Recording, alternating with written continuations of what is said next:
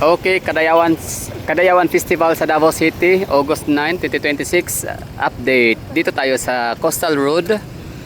Tingnan natin ulit no, ang hitsura. Crowd checking ulit tayo dito kasi linggo ngayon. Tapos Family Day, Barkada Day. So ibig sabihin, marami ngayon ditong magpupuntahan, kakain, mamamasyal at may mga rides pati dito no. So yun ang ano natin ngayon, i-witness, i-observe natin kung kumusta. Ayan, pwede pa lang tumawid. Okay, approach pa lang sa ano, papasok. Dami ng sasakyan, traffic na. Okay, ito yung effect no, Kadayawan Festival effect. So paano na lang ang ano, August 15 and 16. Yun yung pinaka peak ng celebration o pinaka highlight ng mga events.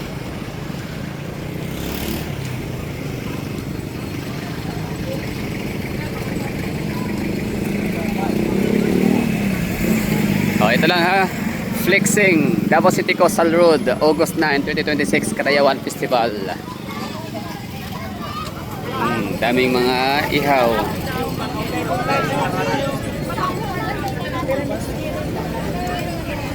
Pero ang nakita ko dito na walang pork doon yata sa kabila. Tausog kasi yun.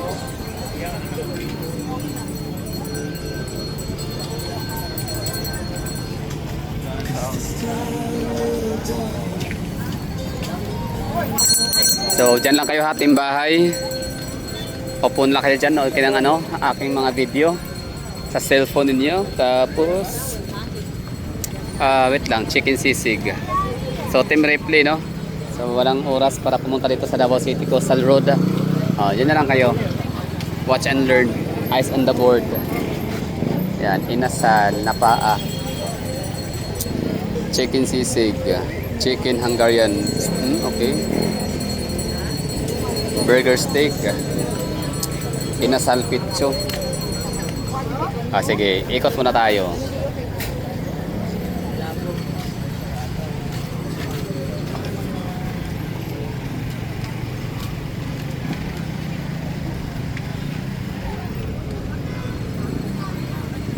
Parang may sabaw. Gusto ko yun, may sabaw. Ang tanong, saan galing? Ito may sabaw nga dito. Soup. Sinigang tinola. Sinigang na tuna. Tinola beef.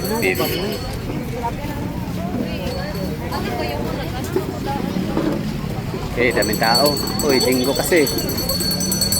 Family Day. Uy, partida ano pa to ha? August 9 pa lang.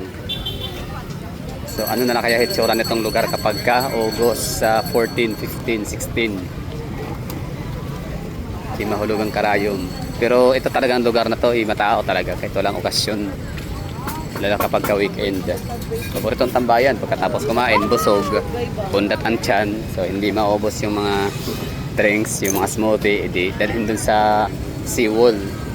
Sabay tambay, upo-upo doon, tapos pintuhan habang nagpapahangin. Kaya talagang ano to, napaka-strategic ng location para sa mga gatong negosyo kasi ang taas ng foot traffic.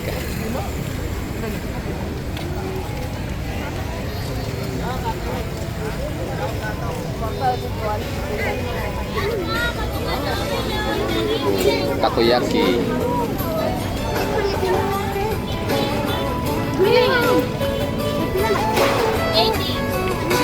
Avocado.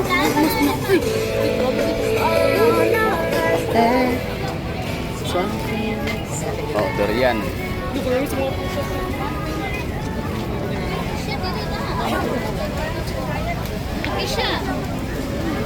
Okay. Ito, sisig. Sisling sisig.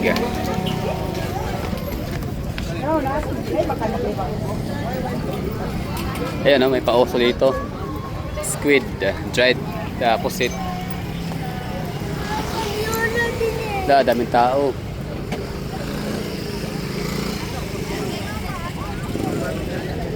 Ins and odds tayo dito na side.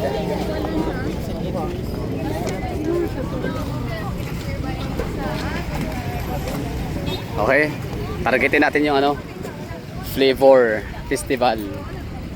May mga food market.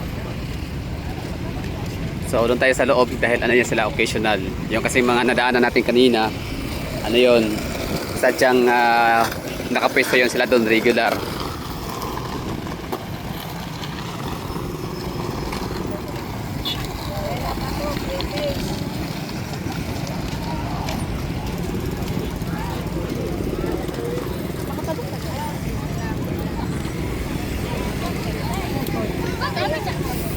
Peak hour, no? Alas 6. So, hapunan time.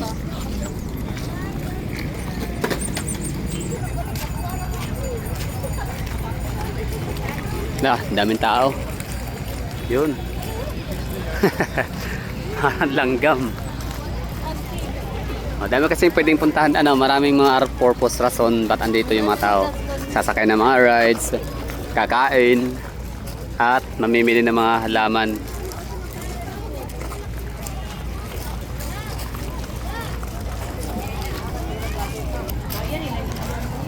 Okay, dito tayo sa Flavor.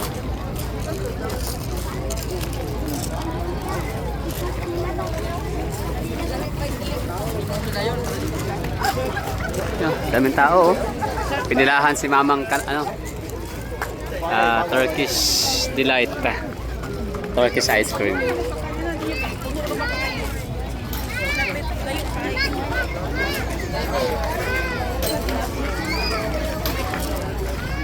Okay, sisig.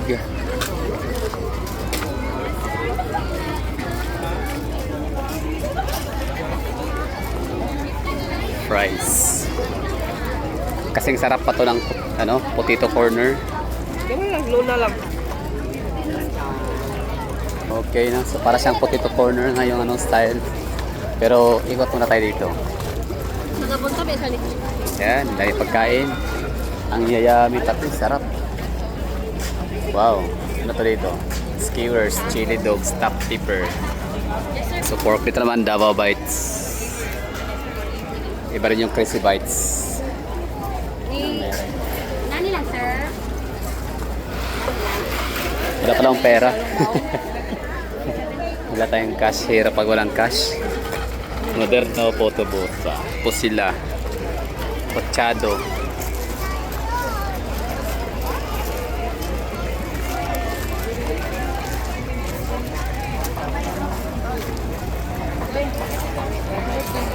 Tito's.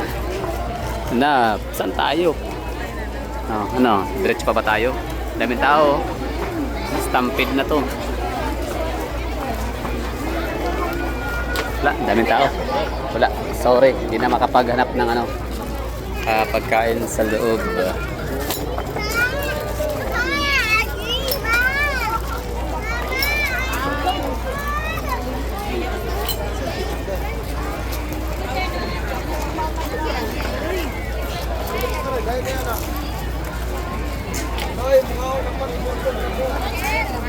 Okay, back out.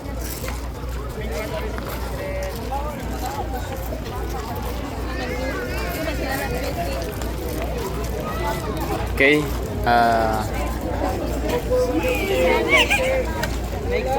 Baka kasi hindi masarap. Sayang pera. Tapos tagal din lutuin kasi ng price. Maganda sa Jollibee, luto na. Fast food, no? From the word fast food. So wala pasensya sa mga ganyan. Ako kasi gusto kong kumain, gusto ko andyan agad. So I hate waiting. Maliban na lang sa mga mga freshly cooked na mga sabaw, ganyan, manok.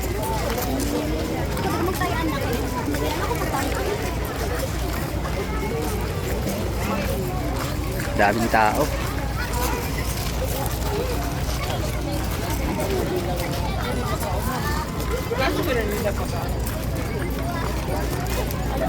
Sa Carnival naman may dyan entrance fee 30 pesos kahit di ka sasakay, kaya ayoko. sayang yung 30 pesos. Hindi rin naman ako sasakay. Tsaka nakapag-vlog na ako dyan last year. Okay. Basta sa mga gustong pumunta dito, may mga batang maliliit or mga gustong sumakay ng mga rides, marami dyan. Dahil nyo naman anak nyo dito, matutuwa yung mga yon. May mga rides kasi dyan, may mga bump car, yan. Pwede kayong bit-bit na yung mga anak para masaya naman sila. Childhood memories. Once in their life, binit-bit sila ng tatay nila o nanay nila at yan, pinaranas. Sumakay ng rides dito sa Coastal Road, Davao City, Philippines. Asa na ka? Dami tao, no? Yun. So, at least masaya tayo. Pataas yung foot traffic, buhay na buhay yung mga nagtitinda. Tiba-tiba, no? Hindi lugi. Solid. Yan, may kainan pa ng durian doon sa loob, oh.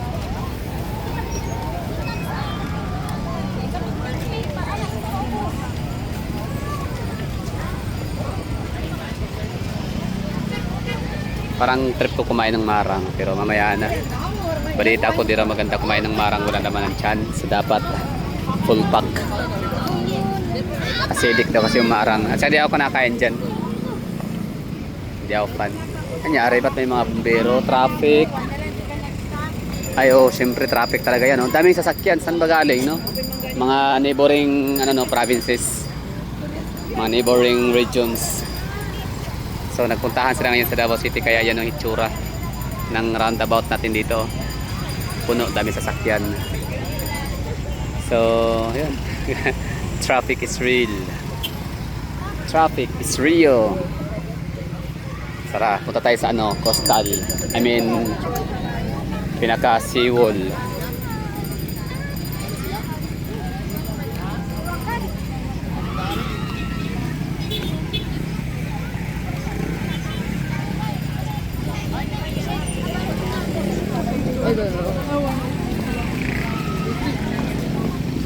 Urban Search and Rescue Central 911.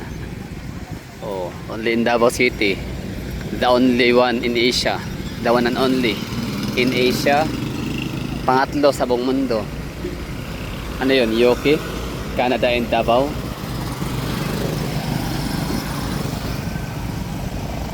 Daming tao, no? Daming sasakyan. Okay.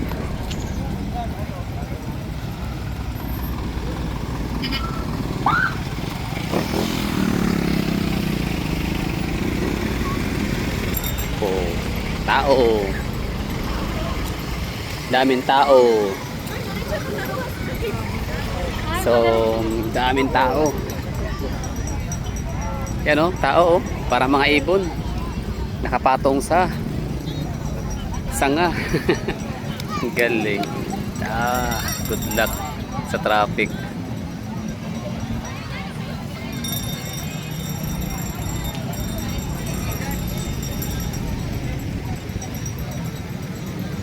Dami nga.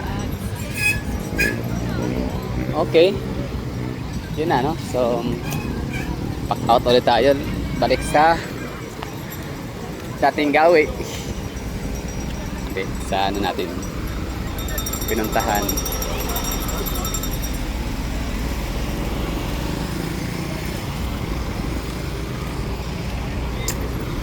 Okay, makisabay na kay mamang ice cream.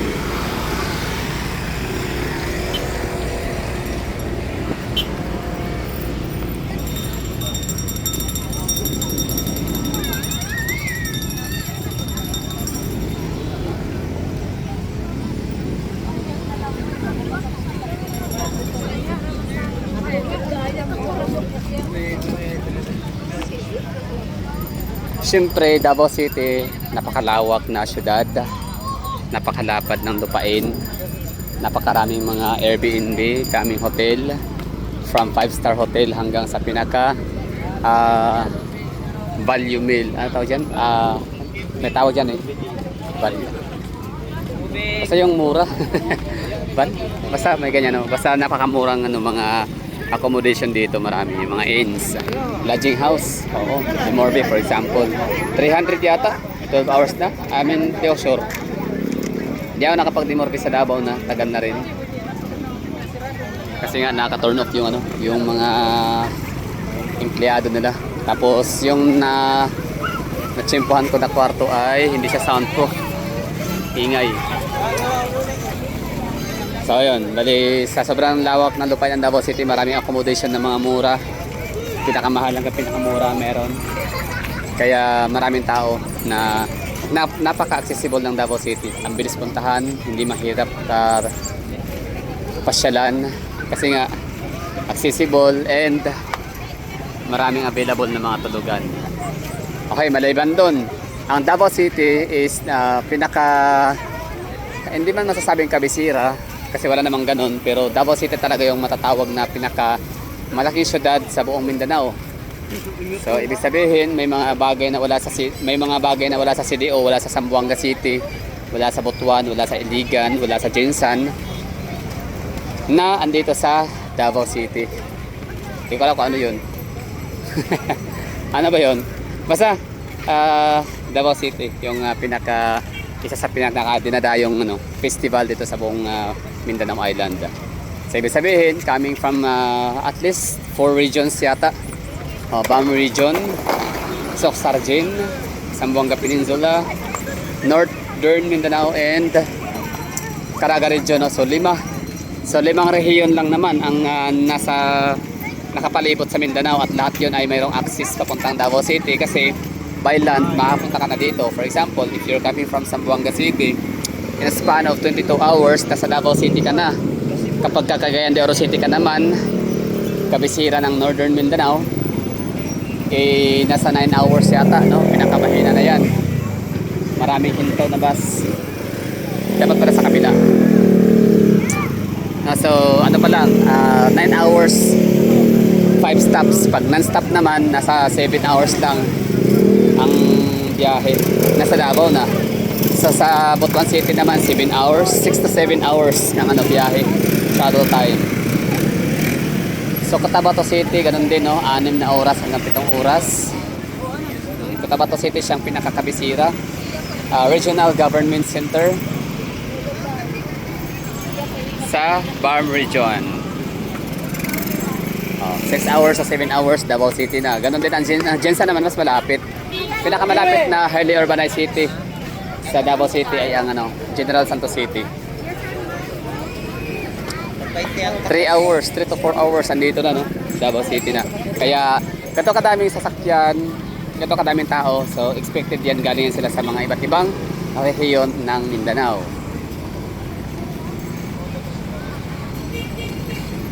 Okay, so wala na. Andito na tayo sa portion sa side na to, right side. At dito natin hahanapin yung ating nakitang barbecue na walang fork.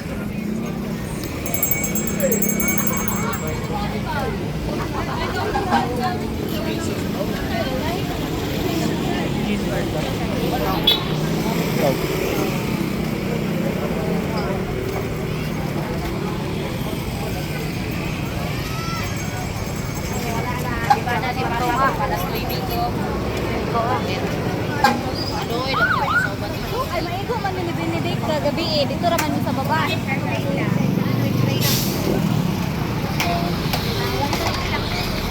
Ang daming tao. Hindi rin nakakatuwa, no? Pag maraming tao, sobra. Kasi, yun na nga, sa mga taong mababang pasensya sa waiting time, hindi matyaga, no? So, ako yun.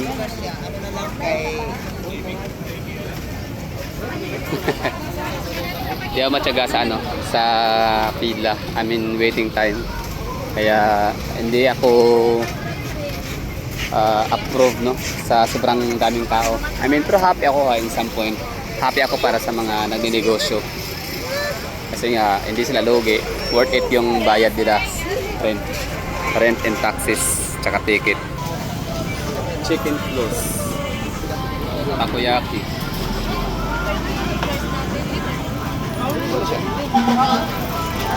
Hello. Ay, okay na.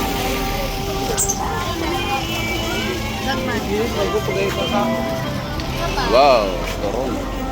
Yes, ma'am, sir. Pili lang. Okay. The red meat. Red pork. Ano yan? Di ba wala namang pork na shawarma? Tama. Pero wag muna. Pilay lang fries.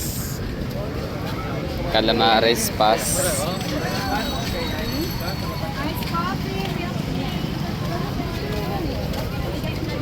Burrito.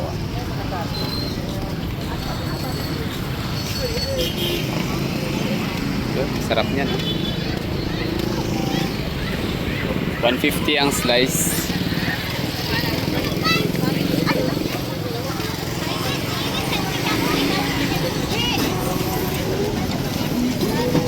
Yun.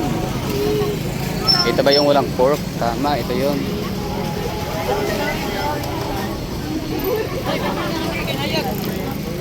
O, yun na yun.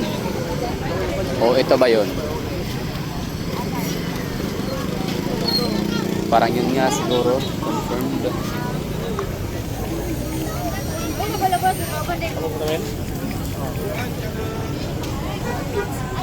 Okay na tayo ha? Okay na ako dito. Kayo, ano sa tingin nyo? Good ba? Solved na ba kayo sa ginawa nating vlog dito? Daming tao. Crowd check. Aba, sobrang crowded. So, disadvantage para sa mga kagaya kung ano, mababa ang pasensya. Or wala talaga pasensya at all. Na magantay ng napakatagal para makuha yung gustong kainin pagkain and ayaw magantay ng matagal or pila, ganun. Sa pagkain ha. Kasi kaya ako kakain dahil ako'y gutom na. Oo.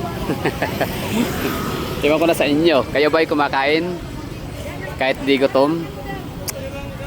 So ako kasi ganun ako eh. Kaya ako kakain, kaya ako nagdesisyon kumain dahil sa gutom na. So that would be all. Thank you for watching. Happy Kadayawan Festival 2026 August 9 Sunday 2026 August 9. Okay. Ito na nga yun, walang pork.